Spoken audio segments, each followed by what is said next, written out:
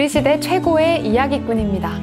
네, 완전한 행복이라는 신작으로 완전하게 우리 독자들에게 돌아오신 스타 작가 정유정 작가님 모셨습니다. 네, 안녕하세요. 안녕하세요. 네.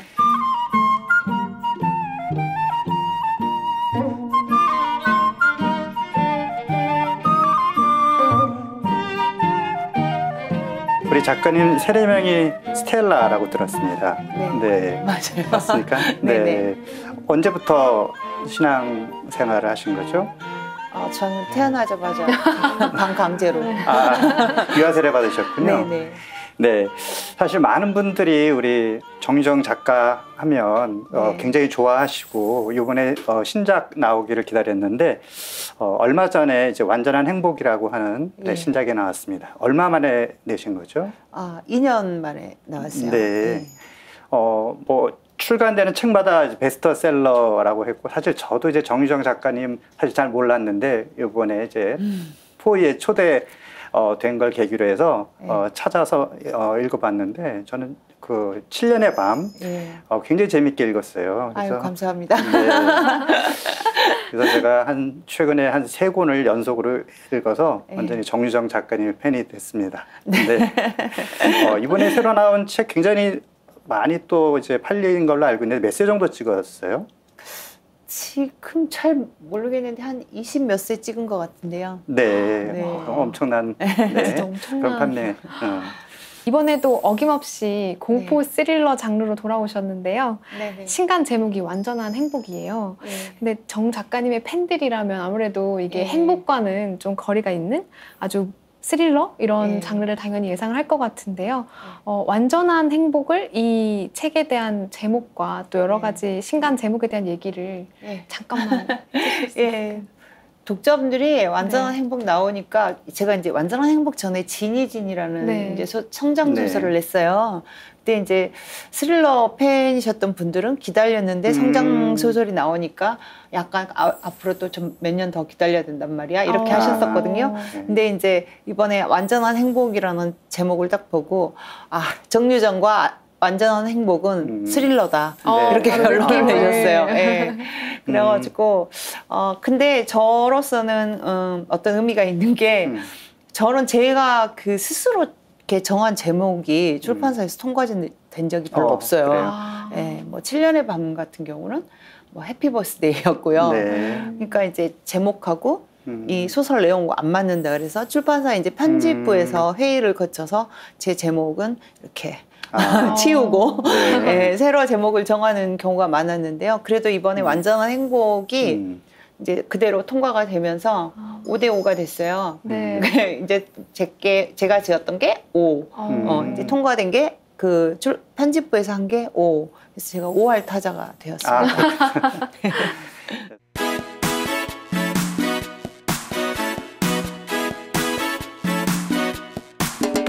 완전한 행복 읽어봤고요.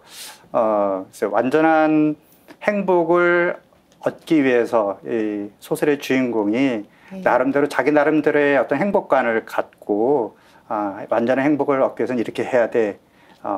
뭔가 행복하지 못하게 만들 요인들을 없애야 돼. 아마 이런 개념으로 자기 나름대로 행복을 설정한 것 같은데 우리 작가님께서는 그러면 어떤 의미로 이 소설의 어떤 행복을 찾아 나가는 어떤 그런 개념을 여기다 담으셨는지. 저는 이런 시대와 어떤 요즘은 SNS 상으로 이렇게 전 세계가 한 번에 다 어떤 시대의 흐름, 뭐 이렇게 사고의 흐름 이런 것을 알 수 있을 만큼 그렇게 세계가 하나로 이렇게 네트워크가 연결이 돼 있기 때문에 그 SNS나 이런 어떤 세계적인 흐름을 가만히 보면 되게 자기의 행복만을 생각하는 그런 게 느껴졌어요. 저는 자기 행복에 대한 권리와 더불어서 타인의 행복에 대한 책임도 좀 있다고 생각을 하거든요. 제 행복과 타인의 불행이 겹치는 부분이 있어요. 가령 제가 사장님으로 승진을 해요. 그럼 네. 사장님이 되고 싶었던 다른 사람은 불행이죠. 네. 그럴 때는 상대에 대한 어떤 배려심으로 뭐 위로를 한다든가 네. 아무튼 그 배려하는 그런 게 좀 있어야 되는데 그 사람 보는 앞에서 가령 세레모니를 굉장히 네. 격하게 한다든가 그러면은 너무 이렇게 자기 위주인 거잖아요. 그런 것들을 보면서 그 타인의 행복, 타인에 대한 어떤 책임과 내 권리 사이에서의 균형추를 좀 잡아보고 싶었어요. 네. 네. 그 어쨌든 주인공이 정말 자기 주변에 있는 사람들의 그 마음, 그들이 원하는 것을 또 그들이 기뻐하는 것을 내 것으로 삼을 수 있었다면 네. 어떤 비극을 막을 수 있지 않았을까 이런 생각이 들긴 하는데 궁금하신 분은 이 책을 꼭 읽어보시면 좋을 것 같고요.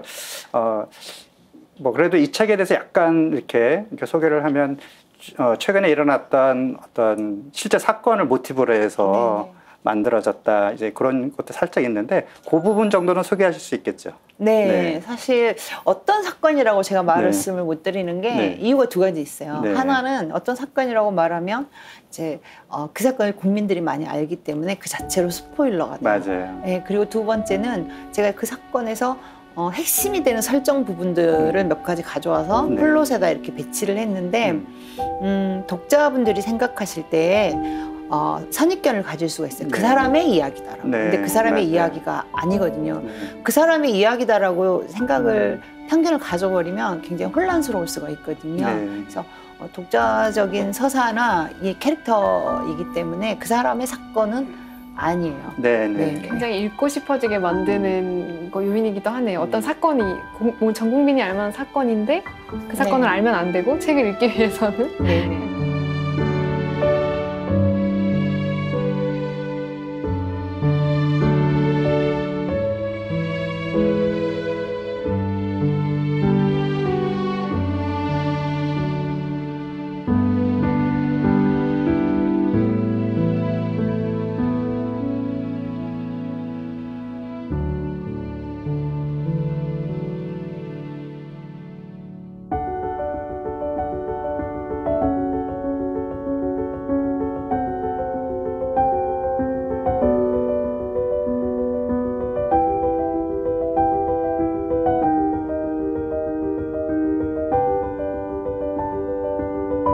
작가님이 주로 쓰시는 이제 장르가 스릴러다 보니까 주인공과 또 주인공 주변 인물들이 항상 그 어둠과 공포 그 가운데에 서 있잖아요. 이런 이야기를 쓰는 정유정 작가님이 어떤 분이실까 지금 궁금했는데 인터뷰 영상들이나 지금 실제로 만나뵌 이 순간에도 그런데 굉장히 밝으시고 뭔가 로맨틱 에너지가 코미디를 쓰셔야 있으실 될 것 것 같은데 목소리 톤도 굉장히 그러니까 경쾌하신 것 같아서 제가 좀 놀랐어요. 그래서 근데 왜 작품에서는 이런 인간 본성에 있는 심연에 있는 어둠, 고통 이런 거에 집중하게 되셨는지 좀 궁금해졌어요. 저는 타고난 성향이 있다고 생각하고 두 번째는 저의 성장 배경 이런 것들이 저의 어떤 세계관을 만든다고 생각을 해요. 근데 타고나기를 제가 기질적으로 어떤 대중이 정서적 방향이 이렇게 딱 정해진 이야기들 그런 이야기들은 너무 착하고 너무 윤리적이고 이런 부분은 잘 맞지가 않는 것 같아요. 없어요. 일단 재미가 없어서 근데 그걸 재미없어도 굉장히 수준 높게 잘 쓰시는 작가님들이 계세요. 근데 이제 저는 그걸 잘 쓰는 사람은 아닌 것 같아요. 그리고 제가 이제 그런 어두운 이야기를 좋아하는 이유는 제가 인간의 본성은 저는 뭐 성악설이다, 성선설이다 이런 말을 많이 하지만 저는 두 가지를 다 가지고 있다고 생각하거든요. 누구나. 그래서 어떤 사람의 이렇게 마음속을 들여다보면 한쪽에는 굉장히 태양빛이 비치는 황금빛 벌판이 있어요. 거기에는 뭐 사랑이라든가 헌신이라든가 뭐 희생이라든가 뭐 이상, 배려 이런 것들 우리가 사회생활을 하는 데 있어서 반드시 필요한 그런 부분들이 자리 잡고 있고 또 우리가 사회생활을 할 때 그 부분만을 거의 대부분 내보여 있기 때문에 그걸 그 사람의 어떤 인격으로 알고 있는 경우가 있죠. 근데 반대편에는 정말 누구에게 내보이지 않는 아주 어두운 숲이 있는데요. 그 안에는 뭐 질투심이라든가 뭐 충동성이라든가 욕망이라든가 내지는 공격성 이런 것들이 우리 인생에서 정말 말썽을 피우는 네. 골칫거리들이 거기에 딱 들어있는, 저는 그거를 야수라고 부르거든요. 근데 그 운명이라는 게 바깥에서 이렇게 휘몰아쳐 들어오는 어떤 힘이잖아요. 네. 이런 힘이 그 사람의 인생으로 뛰어들어왔을 때 이 사람의 어두운 부분에서 이 말썽거리가 되는 뭔가가 탁 튀어나와서 네. 불꽃이 일어나요. 그걸 저는 이제 문학적으로는 점화의 순간이라고 하는데요. 이게 불이 붙으면 이게 어디로 튈지를 모르는 거예요. 이럴 때 사람이 어떤 최선의 선택을 하는 사람이 있고 네. 정말 최악의 선택을 하는 그렇죠. 사람이 있거든요. 근데 제가 보여주고 싶은 것은 최악의 선택을 하는 사람이에요. 그 사람이 최악의 선택을 해서 정말 벼랑 끝으로 가서 떨어져 버리는가, 아니면 최악의 선택을 했지만 그래도 마지막에는 최선의 어떤 결과를 남기고 성장을 하는가, 이런 이야기들을 보여주고 싶어 하더라고요. 네. 그래서 자꾸 그런 이제 이야기를 소환을 하다 보니까 제가 스릴러를 좋아해서 스릴러를 써야겠다, 이게 아니고 그 이야기와 스릴러의 장르가 너무 잘 맞아요. 그래서 스릴러 형식이라는 그런 어떤 장르를 가져와서 소설을 쓰게 된 것 같아요. 네.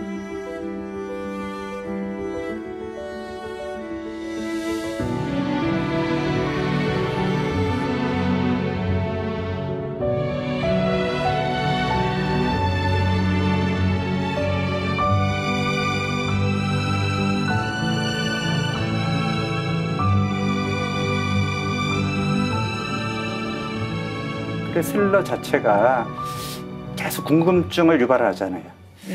저 원인이 뭘까? 누가 범인일까? 저게 어떻게 흘러갈까? 맞아요. 그래서 긴장을 계속 긴장을 놓지 않고 그 이야기에 빨려 들어가는 그런 것이 있어서 저는 뭐 전공책이라든지 신학서적을 보면 늘 몇 페이지 읽다 보면 졸려서 막 힘든데 우리 작가님 소설은 계속 궁금한 거예요. 그 다음 얘기가. 그래서 몇 시간이고 지속적으로 보게 되는 그런 힘이 있는 것 같습니다.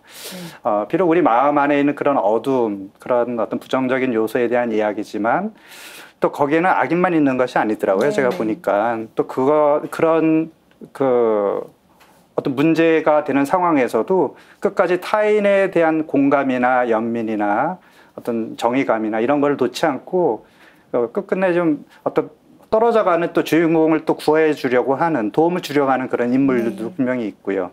그래서 본인들이 그 소설을 읽으면서 그 나름대로 또 반면 교사로 얻는 것도 있고 또 그런 긍정적인 역할을 하는 그런 또 그 안에 인물을 통해서 뭔가 또 배우고 저런 모습이 사회 안에 얼마나 또 필요한 그런 존재인가, 어떤 구원의 요소인가. 저는 이런 것도 굉장히 중요한 매력인 것 같아요. 네, 맞아요. 제 소설에는 그 꼭 구원자의 역할을 하는 사람이 등장을 하거든요.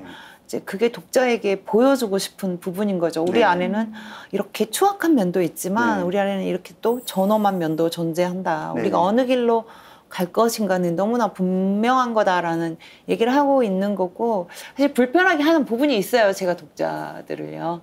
불편하게 하는 부분이 있는데 또 그렇게 제 나름대로는 저의 어떤 던져진 문학적 질문에 대한 답을 드리는 편이죠. 등단하시기 전에 일반 직장 생활도 오래 하신 걸로 알고 있는데요. 뭐 간호사였다는 얘기도 제가 들었고요.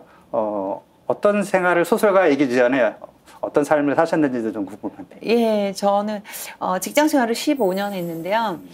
간호사로 한 5년 몇 개월 했고, 그 다음에 이제 건강보험 심사평가원에서 9년 몇 개월 있었어요. 그래서 이제 한 15년 조금 넘게 직장 생활을 하고, 작가로서 좀 늦게 출발했어요. 그래서 저가 이제 40이 넘어서 등단을 했는데, 저 이후로는 그래도 저보다 더 나이가 많은 작가들이 이제 많이 등단을 했어요. 그래서 예전에는 젊은 작가들이 많이 등단을 하고 그랬던 분위기가 있었는데, 지금은 또 나이 드신 분들이 본인 일을 하다가 내가 작가로서 하고 싶은 말이 있다. 그러면 이제 글을 써서 등단을 하는 추세가 된 것 같아요. 그러면 그때 그 간호사로서의 또는 뭐 그 건강 보험 심사 뭐 평가원, 그 경험이 작가로서의 나중에 어떤 글을 쓰는데 어떤 도움이나 역할을 했을까, 이런 것도 좀 궁금한데요. 어떤가요? 네, 저는 간호사였던 시절 굉장히 짧은 기간이거든요. 네. 근데 이제 5년 정도니까 짧은데 거의 대부분을 중환자실에서 보냈어요. 네. 그러다 보니까 그 인간의 그 마지막 모습, 죽음 네. 앞에 선 사람들의 모습을 계속 보다 보니까 20대 때부터 머릿속이 좀 옛늙은이가 됐어요. 네. 그래가지고 지금의 작가적 어떤 세계관이 그 당시에 좀 많이 이렇게 만들어졌어요. 저는 사실은 인본주의를 지지하지 않아요. 네. 그리고 인간은 그냥 이 지구상에 있는 모든 생명체 중에 하나라는 자연주의적 세계관을 네. 갖고 있는데 그 당시에 이제 그게 만들어진 거죠. 그러니까 작가에게 세계관은 거의 전부거든요. 네. 그래서 많은 것들이 그때 시절에 빚지고 있다라고. 네, 뭐 중환자실에서도 계셨었죠. 네, 그러니까 5년. 네. 어떤 죽음이라든지 저는 사실 피 흘리는 거 이런 것도 사실 잘 이제 좀 못 보는데 간호사들은 늘 그 피 흘리고 막 상처 입고 이런 사람들 만나는데 네. 네, 너무나 익숙하죠. 익숙한 거죠. 네. 작품에서도 맞아요. 많은 사람이 죽더라고요. 네. 그런 면도 있어요. 네. 다른 작가들보다 제가 약간 잔인한 그 묘사를 서슴없이 하는 이유가 네. 그 간호사 시절에 그런 거를 너무 이렇게 그냥 평상시 일상처럼 봤기 때문에 이게 강도가 센가? 네. 약한가? 그거를 잘 모르겠더라고요. 그러면 간호사 시절에 만났던 그런 죽음 중에 가장 뭐 인상적인 그런 장면이나 그런 일이 있었나요? 저는 아무래도 제가 근무하는 병원에서 어머니가 돌아가셨어요. 중환자실에서. 그게 이제 가장 잊지 못할 일이고 제 인생에서 참 사실 치유가 힘든 트라우마예요. 저는 트라우마가 회복되는 것 같지는 않아요. 그냥 그거를 잊고 묻어두고 또 그냥 살아가는 것이지 이걸 내가 극복하고 이겨냈다라는 그런 생각은 들지 않더라고요. 왜냐하면 어머니를 이 나이가 되도록 그러니까 20대 초반에 어머니를 잃었는데 이 나이가 되도록 어머니를 그리워하고 지금도 그러는 걸 보면 확실하게 그거 상처는 정말 깊은 상처는 잘 치유가 되지 않는 것 같아요.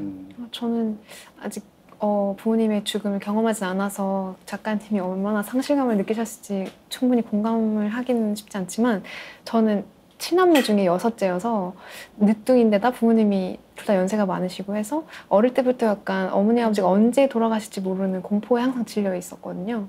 근데 이걸 다행히도 부모님이 지금까지 건강하시긴 한데 작가님이 지금 제 나이 또래 때 어머니를 여의셨다는 게 그리고 같은 그 일하시는 병동에서 그걸 지켜보시고 해주셨다는 게 너무 힘드셨을 것 같아요. 어떻게 그 시간 동안 어떻게 버티셨을까? 그 가까이에서 임종을 지켜봐야 하는 것을 그때 어떻게 버티셨는지 그 순간을 어떻게 지나가셨는지 궁금해요. 3년 한 몇 개월을 엄마가 이제 제가 근무하는 병원에서 중환자실에 계시다 좀 좋아지면 병동 올라가고 또 병동에서 나빠지면 중환자실 내려오고 이러면서 차근차근 나빠지셨어요. 그러니까 어느 정도 시간이 가니까 이제 주치의인 저희 이제 내과 과장님이 좀 저한테 이제 각오를 하라고 하더라고요. 그러니까 어떤 헛된 희망을 갖지 말고 엄마를 되도록이면 식구들이 편하게 해줘라라고 하더라고요. 근데 저는 그걸 받아들이기 되게 어려웠어요. 그래도 어떤 기적이라는 게 있을 수도 있고 알면서도 그걸 받아들이기가 되게 어려웠었어요. 근데 제가 큰딸이거든요. 근데 어머니가 어렸을 때 엄청 저를 강하게 키우셨어요. 그러니까 뭐 힘들어도 뭐 힘들어요. 뭐 아파도 아파요. 뭐 이런 말 뭐 못해도 못하겠어요. 이런 말 하지 말라고 그랬어요. 못하겠어도 한번 해볼게요. 이렇게 하고 힘들어도 그냥 참고 괜찮아요. 이렇게 표현하지 말라고. 그러니까 그걸 저를 일찍 돌아가시려고 저를 강하게 키웠나 뭐 그런 생각도 좀 들었었어요. 근데 그래서 좀 그런 성격으로 자랐어요. 그러다 보니까 좀 낙천적이 되는 부분도 있는, 기질적으로 낙천적으로 타고났는지 아무튼 좀 그런 부분도 있고 그랬던 것 같아요. 네. 그 전작 지니에 보면 거기도 이제 작가님 이야기가 좀 있죠. 그 어머니가 돌아가시기 전에 3일 동안 지금 어머니가 의식도 없고 지금 어디 계신가 그런 얘기를 쓴 게 있는데 그 실제로 그 지니 작품도 어머니의 임종과 관련된 그런 이야기라고요.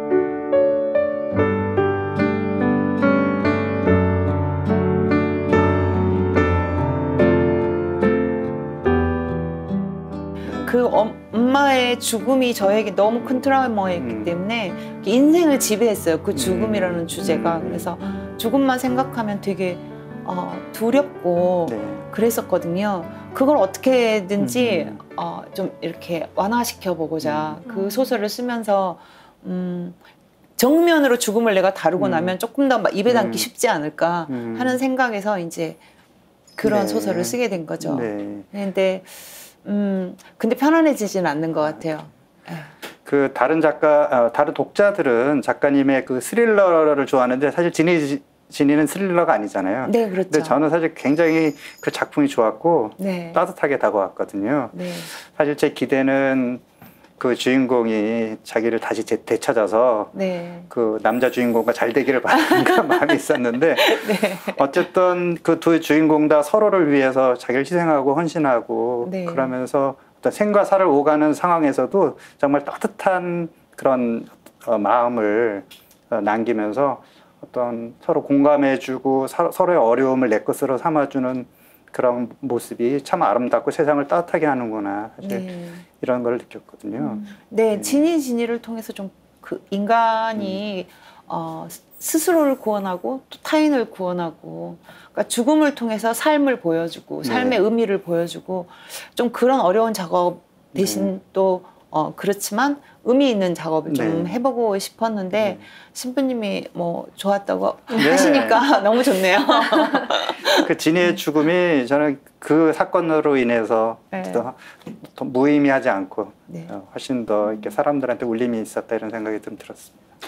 그때 어떤 병원에서의 일들 그리고 어머니의 죽음 이런 것들을 겪으시면서 그때 당시에는 너무 그게 현실이고 고통이셨을 것 같은데 지금은 작품화를 하시고 죽음을 정면으로 마주해야겠다라는 용기까지 내시는 게 전 너무 놀라운데 그때 젊으셨던 그때 당시에 작가로서의 꿈이 혹시 한켠에 있으셨던 건지 어떻게 그 시간 동안 작가의 꿈을 키워오셨을까? 그런 질문이 또 생겼어요. 저는 어려서부터 작가가 되고 싶었어요. 근데 저희 엄마가 저를 강하게 키우셨다고 하셨잖아요. 그래서 국문과 가는 걸 되게 반대하셨어요. 그 당시만 해도 국문과 가서 작가가 되면 굶어 죽기 딱을 맞고 뭐 굶어 죽지 않더라도 뭐 알코올 중독 이런 것도 생긴다고 생각할 수 있고 막 그래서 그랬는지 저한테 그러니까 평생에 너는 결혼을 안 해도 좋으니까 네 인생을 책임질 수 있는 직업을 가졌으면 좋겠다라고 하셨어요. 그래서 이제 간호대학을 갔는데 이제 간호대학 졸업하고 간호사로 막 취직을 하면서 이제 제가 원했던 문학 공부를 해야지 야간에라도 야간 대학으로 다니면서 그런 생각을 했는데 엄마가 딸깍 아프셨어요. 그러니까 이제 미뤄진 거죠. 그래서 엄마가 3년 반 후에 돌아가시고 나니까 저한테는 아버지가 그런 남자들 있잖아요. 자기 아내가 없으면 그 인생을 잘 추스리지 못하는 사람들이 있어요. 되게 의지하고 살다가 제 아버지가 그러셔서 이제 돌아가실 때까지 저희 아버지도 이제 혼자 사셨거든요. 그러니까 엄마가 돌아가시고 나니까 아버지도 각오는 했지만 약간 의외로 더 큰 충격이 있었던 것 같고, 또 엄마가 몇 년 동안 그렇게 아프셨기 때문에 그 당시에는 의료보험이 지금처럼 막 이런 개인 뭐 사보험도 이런 게 없었기 때문에 그렇게 알아놓으면 거의 집안이 좀 풍비박산이 나요, 경제적으로. 그러니까 이제 아버지하고 저하고 벌어서 빚도 갚아야 하고 또 엄마가 돌아가시기 한 일주일 전에 의식을 잃기 전에 저한테 그 유언처럼 그런 말씀을 하시더라고요. 이렇게 막내까지 대학을 좀 보내달라고 그러더라고요. 그래서 동생이 셋이거든요. 둘은 이제 대학생이었고 하나가 이제 막내가 고등학생이었는데, 그래서 약속을 하라고 그래서 제가 약속을 했거든요.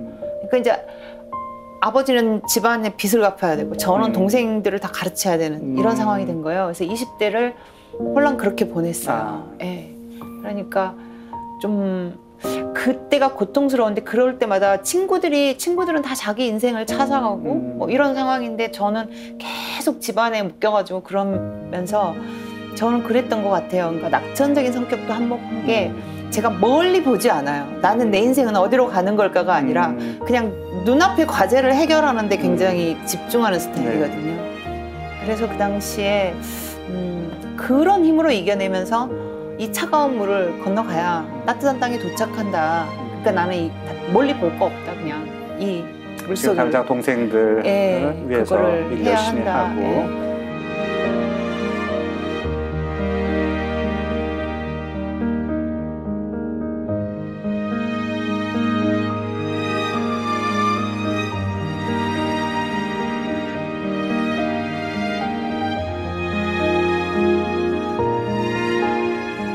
빨리 소설가가 됐으면 간호사 수입보다 더 많이 되지 않았을까요? 네. 그러다가 결혼하고 나서 네. 이제 남편한테 얘기한 거예요.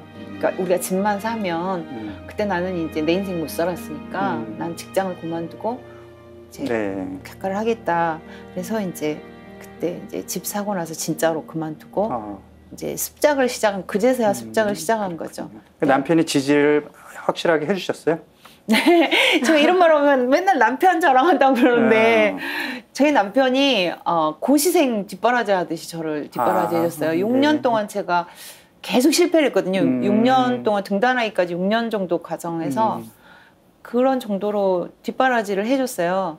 그러니까 뭐 아침에 출근할 때 제가 심부름 해달라고 하는 거 뭐 우체국에 뭐 붙여주고 뭐 사오고 이런 거 쪽지 가지고 나가서 또 들어오고 애 학교에서 부르면 자기가 쫓아가고 저녁에 오면 또 애 목욕시키고 그런 것도 자기가 다 하고 충분히 이제 습작할 수 있는 시간을 혼자 둔 거죠. 네. 그래서 결혼은 잘 했다고 생각해요. 네, 좋습니다. 네. 뭔가 눈물 없이 들을 수 없는 얘기인 것 같아요, 작가님. 근데 시청자가 웃으시면서 이 모든 말씀 하시니까 뭔가 마음이 그 모든 것이 작품에 다 녹아 있다라는 생각이 들고 저는 꼭 작가님 책 다 사서 읽어보겠습니다. 고맙습니다.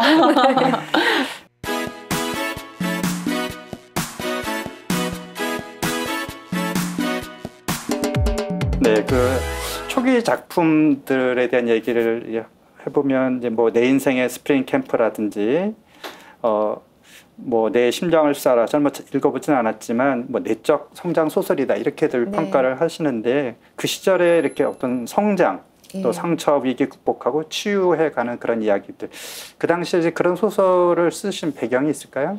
네, 있습니다. 네, 어떤 것일까요? 우리나라는 사실 작가가 되려면 그냥 책을 써서 이렇게 내면 소설 작가에 한해서는 작가가 작가로서 어떤 성장하는 데 한계가 있어요. 등단을 반드시 해야 되는데 단편 소설을 쓰는 사람은 이제 신춘문예로 등장을 하면 되는데 저는 장편을 쓰는 사람이거든요. 문학상을 타야 돼요. 이 문학상을 타서 이제 해야 되는 문학상의 기준이 뭐냐면은 이런 순문학이에요. 그러니까 당시에는 스릴러를 뽑지 않았어요. 그러니까 처음부터 스릴러를 써서 내가 등단할 수가 없기 때문에 이제 상을 받기 위해서 그 조건에 맞는 소재를 등단하기 위해서 거군요. 소재를 택했는데 그게 반드시 그런 것만도 아닌 게 저 자신이 너무 많이 들어가 있어요. 그러니까 뭐 내 심장을 쏴라 같은 경우는 정신병원 이야기거든요. 네. 정신병원에 갇힌 두 청년의 이야기인데 이게 고통스러웠던 제 청춘, 어딘가에 갇혀있는 것만 같았던 내 청춘에 대한 은유거든요. 네. 그래서 제일 앞에 쓸 때 그 작가 헌사를 썼는데요. 분투하는 청춘들에게 바친다라는 그거를 썼어요. 네. 그 이유가 제가 그렇게 분투해온 20대를 은유한 소설이기 때문에 저와 똑같은 어떤 환경, 똑같은 처지에 처해 있는 젊은이들에게 좀 위로를 주고 싶었어요. 네. 등을 좀 두들겨 주고 싶었어요. 결국 모든 것은 다 넘어간다. 네. 예, 버텨라. 그런 얘기를 하고 싶었거든요. 네. 그래서 그렇게 썼고 지니 같은 경우는 아까 이제 말씀드린 네. 대로 어떤 죽음에 대한 트라우마를 극복하기 위해서 한번 모험을 했던 네. 그런 작품이에요. 네. 그 내 심장을 쏴라 저는 읽지는 않았지만 이렇게 서평을 보면은 결국 한쪽은 이렇게 아예 생을 포기하려고 하고 한쪽은 어떻게든 나가서 뭔가를 하려고 하고 네. 그 두 사람이 서로 거기서 만나면서 결과적으로는 세상에서 좀 물러나서 삶을 포기하려고 했던 사람한테 생을 살아볼 만하다라고 하는 그런 네네. 용기를 주는 소설이다 이렇게 읽었거든요. 네, 맞아요. 지금 젊은이들한테 굉장히 용기를 줄 수 있는 그런 또 소설이 아닐까 이런 생각이 듭니다.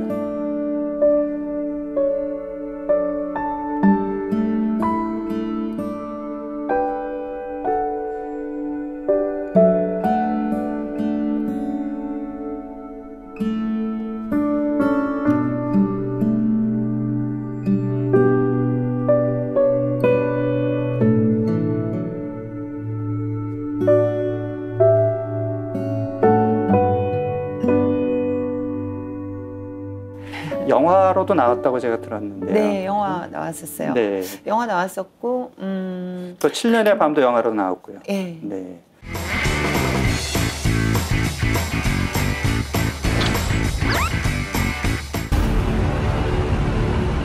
저 호수가 영 기분이 나빠. 거기 보면은 그 스릴러이긴 하지만 액션도 있고 그다음에 복잡한 그 주인공의 어떤 심정을 표현해야 되는 그런 내면 연기도 사실 중요하잖아요. 그래서 네네. 그 배우들이 굉장히 힘들었을 것 같다. 이런데